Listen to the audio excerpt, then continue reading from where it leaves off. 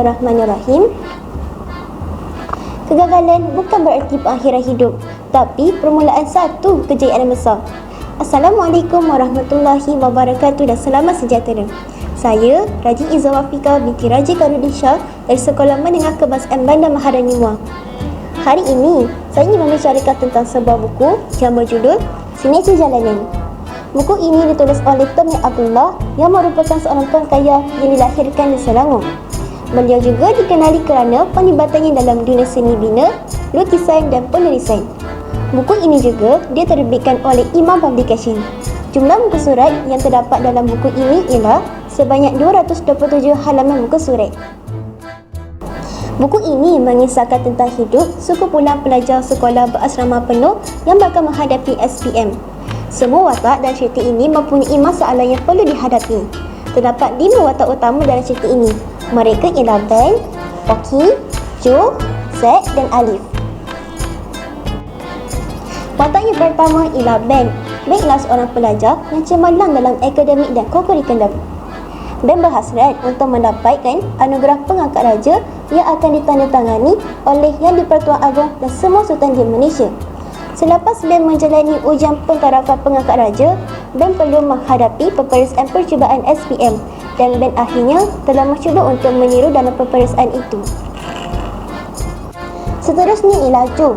Jo ialah seorang pelajar yang berbeza dari Ben, tapi hebat dalam bermain bola keranjang. Antara subjek yang Jo lemah ialah subjek matematik tambahan. Jo telah banyak kali gagal dalam ujian tersebut, sehinggakan dia pernah terfikir bahawa sekuat mana pun dia berusaha, dia tidak pernah akan berjaya untuk menguasai subjek tersebut. Selepas itu, terdapat satu watak yang bernama Oki. Oki ialah seorang pelajar yang sangat cemerlang dalam akademik. Peranan Oki dalam cerita ini ialah Oki sentiasa mengajar rakan-rakannya dalam mata pelajaran dan dia juga merupakan seorang mentor kepada Jo. Oki cuba sedaya upayanya untuk memujuk Jo bagi menguasai dalam subjek matematik tambahan. Kemudian, terdapat seorang pelajar aliran sains agama yang bernama Zack. Zack ialah ketua badar di sekolah. Badar ialah singkatan daripada Badan Dakwah dan Rohani. Zack sering menegur rakan-rakannya, namun cara tegurannya itu kurang disenangi oleh mereka. Akhir sekali, watak yang terdapat dalam cerita ini ialah Alif. Alif ialah seorang pelajar yang nakal dan dia juga berasal daripada keluarga yang susah. Alif hanya menetapkan dirinya untuk lulus sahaja dalam peperiksaan SPM dan dia bercadang untuk terus bekerja demi menanggung keluarganya di kampung. Kadang-kala, Alif merasakan dirinya mematikan diri jika dia ingin melanjutkan pelajaran selepas SPM. Persoalannya, bagaimanakah mereka menyelesaikan masalah yang dihadapi? Adakah dengan pertolongan atau nasihat dapat menyelesaikan masalah mereka? Pada pandangan saya, setelah saya membaca buku ini, terdapat banyak pengajaran yang boleh kita perolehi. Antaranya ialah, jika kita mahukan sesuatu, kita mestilah sentiasa berusaha dan jangan mudah berputus asa.